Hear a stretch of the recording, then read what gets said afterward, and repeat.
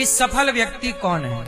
तो सुनो, सफल व्यक्ति वो है जो अपने पैसे से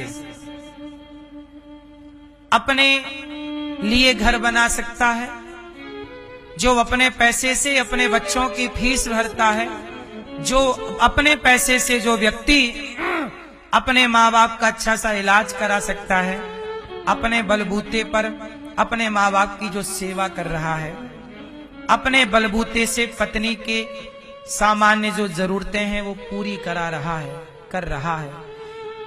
बच्चों की फीस भरने के टाइम उसे किसी के आगे हाथ नहीं पसारना पड़ रहा है। उसने माँ बाप की दवाई इलाज कराया तो किसी से हाथ नहीं पसारना पड़ा।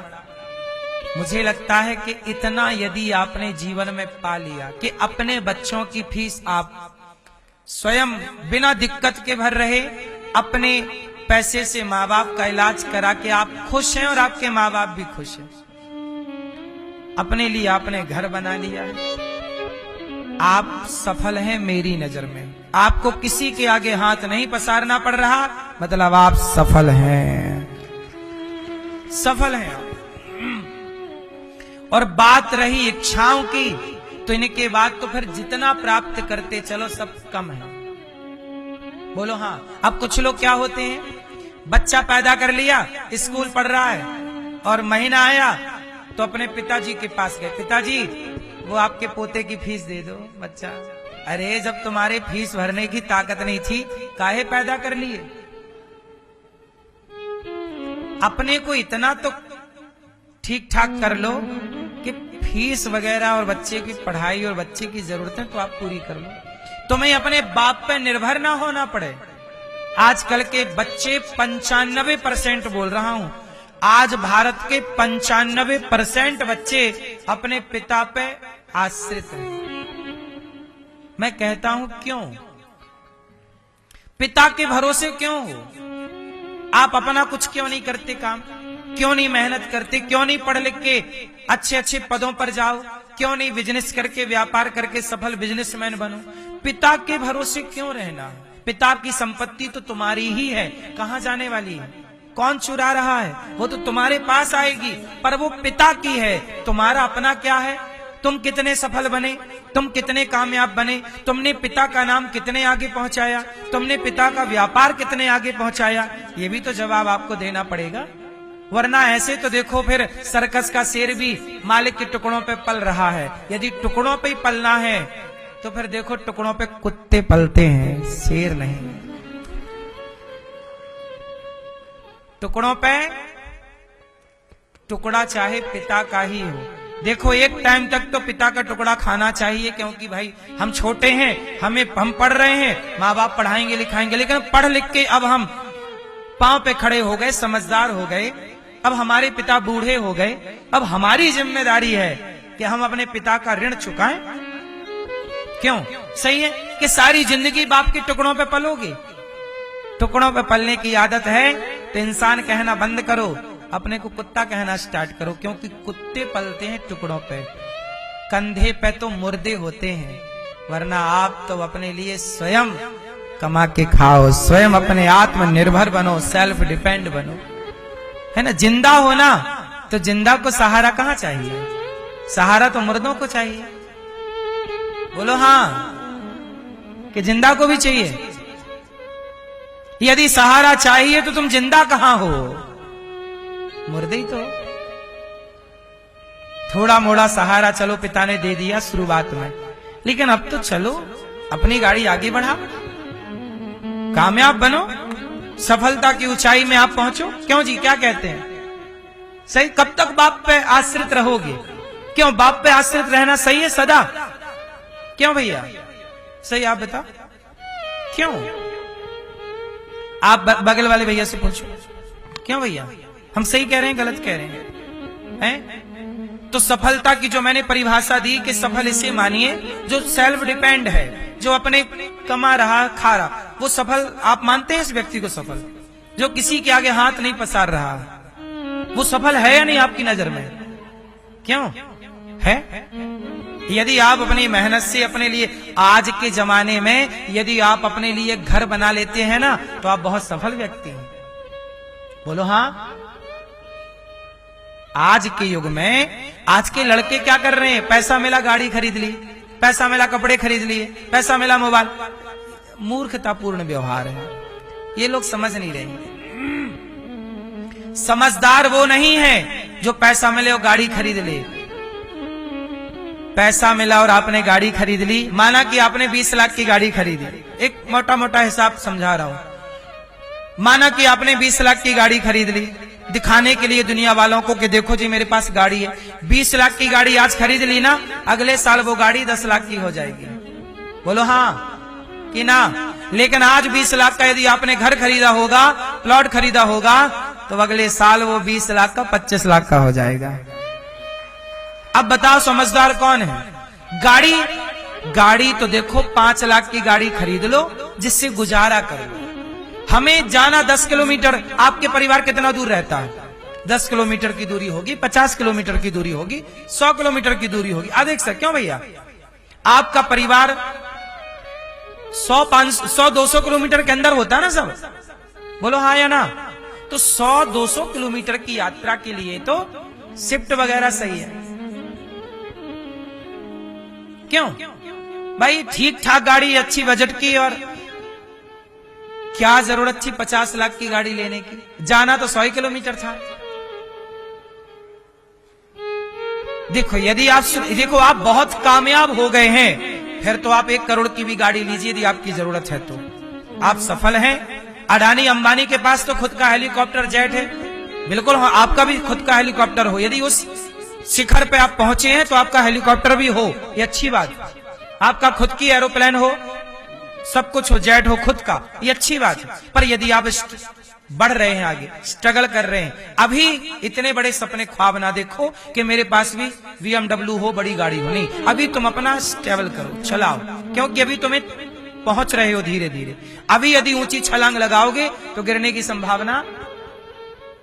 अभी तुम 5-10 लाख की गाड़ी से अपना गुजारा करो, मस्त हो जाओ खड़े, फिर 10 नहीं 1 करोड़ की गाड़ी में चलना। क्यों भैया, क्या बोलती है? सही बोल रहे हैं हम कि गलत बोल रहे हैं? लड़खड़ाता हुआ बच्चा अभी लड़खड़ाने, धीरे धीरे खड़ा हो रहा है, खड़ा होके चल रहा है। और यदि उसे आप साइकिल पकड़ा दो कि अभी चलना तो आया नहीं, साइकिल चलाएगा? पहले चल लेने दो उसे, है ना। पहले वो खड़ा हो जा बेटा, फिर तो पहले 5 लाख की गाड़ी से गुजारा करो, 10 लाख की गाड़ी, फिर देखना। देखा देखी में नहीं, जिंदगी अपने हिसाब से। मेरी क्या जरूरत है? मैं कभी देखा देखी में नहीं चलता कि लोगों के पास क्या है, लोगों के पास क्या है ये मैं नहीं देखता। मेरे को जरूरत किस चीज की है मैं ये देखता हूं। मेरे को जरूरत है तो ये है। मेरे पास वही सामान है जिसकी मेरे को जरूरत है। मेरे पास एक भी सामान ऐसा नहीं है जिसकी जरूरत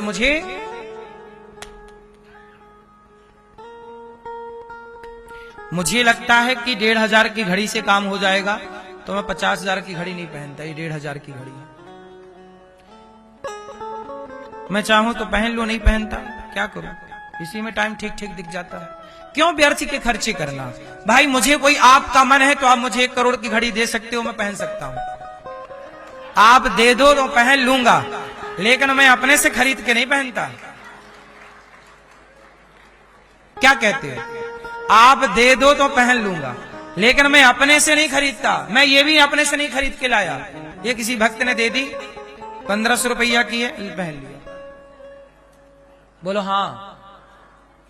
मैं क्यों बर्बाद करूं पैसा?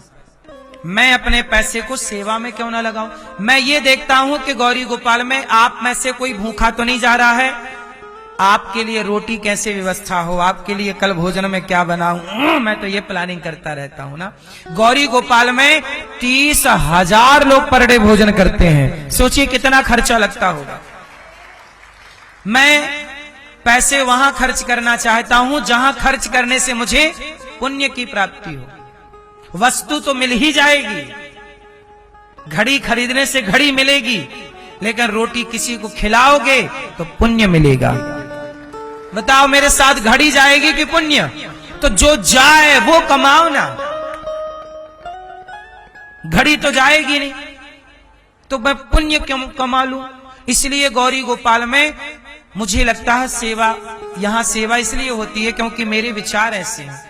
मैं चाहता हूं कि मैं जितना पैसा आप लोग देते हैं, मैं एक एक रुपए का सही उपयोग करता हूं। सोचिए, मेरे अपने कोई खर्चे नहीं, मेरा अपना कोई खर्चा नहीं, ना सिगरेट का, ना बीड़ी का, ना तंबाकू का, ना जुआ का, ना शराब का। मैं भोजन भी एक टाइम करता हूं, एक टाइम का बचाता हूं, तभी दुबला हो गया ना। एक बार खाता हूं दिन में, एक बार खाता हूं और दिन भर काम करता हूं, और आप लोग 2-3 बार खाते हैं।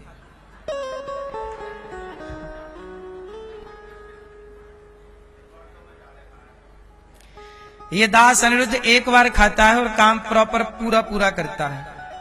ज्यादा खाएंगे तो आलस्य आएगा, काम कैसे करेंगे। जिंदगी भगवान ने दी है तो जिम्मेदारियां दी हैं ईश्वर ने, तो निभानी तो है। आपके पास जिम्मेदारियां कम हैं, आपके पास 5 लोगों की जिम्मेदारियां हैं। परिवार में 10 लोग होंगे तो 10 लोगों की जिम्मेदारियां हैं, 20 लोग होंगे तो 20 लोगों की जिम्मेदारियां हैं। हमारे पास तो 311 वृद्ध माएं हैं, वो माएं जिनको बच्चे घर से निकाल दिए, एक बार भी फोन नहीं लगाते। एक माँ की मृत्यु हो गई तो मैंने फोन लगाया, बेटा माँ की मृत्यु हो गई, आ जाओ, कंधा दे दो, चिता पे अग्नि लगा देना, अंतिम दर्शन और अंतिम क्रिया तुम कर लो। बेटा हो ना, मना कर दिया बेटे ने, महाराज हम नहीं आएंगे, हमारे लिए तो माँ कब की मर गई। हमने कहा कब की नहीं, अभी मरी है, आज आ जाओ। नहीं महाराज हम नहीं आएंगे। सोचो बेटा नहीं आया, तब माँ का कंधा देने से लेके सारा कुछ यही हुआ, और माँ की 13वीं भी ये दास अनिरुद्ध ने यही कराई। तो आपको ये केवल वृद्धाश्रम नहीं है, जीते और मरने की जिम्मेदारी है, जिंदगी के साथ भी और जिंदगी के बाद भी। ये है। तो गौरी गोपाल में 311 माएं हैं। अब इन माओं को भोजन कौन देगा, आप लोग नहीं देंगे, कौन देगा। इसलिए मैं आपसे कहता हूं कि आप भी थोड़ा थोड़ा दान करना शुरू करिए। भिक्षाम देही, हम आपसे क्या मांगते हैं, थोड़ा थोड़ा भिक्षा, थोड़ा थोड़ा भिक्षा देंगे इन माओं के लिए, मेरे लिए नहीं। मुझे तो एक टाइम की रोटी चाहिए, उसमें भी मैं कभी रोटी खाता हूं तो कभी रोटी, कभी चावल खाता हूं तो चावल। आज चावल खा के पेट भर लिए। तो हमें तो बहुत थोड़ा सा चाहिए, और वो भी आप लोग जो देते हैं माओ को, उसी से हम थोड़ा जूठन खा लेते हैं माओ का। तो आप लोगों से मेरी प्रार्थना है कि माओ का सहारा आप नहीं बन। उनके अपने बच्चों ने तो हाथ खड़े कर लिए, जी हम नहीं करेंगे कुछ, ना दवाई कराएंगे, ना हम माओ की सेवा करेंगे, ना मरने पे आएंगे, ना मरने पे ले जाएंगे, ना क्रिया करेंगे, ना कुछ, हम कुछ नहीं। सब में हाथ खड़े हैं। अब सारी जिम्मेदारी किसकी है, करना है। इंसान जब इंसानियत भूलेगा तो किसी को तो इंसानियत का परिचय देना होगा। बोलो, कोई तो रहेगा। यदि रावण है तो किसी को तो राम होना पड़ेगा। यदि कोई बेटा बाहर निकालने वाला है तो कोई तो घर में रखने वाला हो, कोई किसी को तो बनना पड़ेगा। बोलो हाँ, ये प्रकृति है साहब। यदि कोई ऐसे घर से निकालने वाला है तो इसी संसार में कोई घर में रखने वाला भी होगा। ये ईश्वर का बैलेंस है।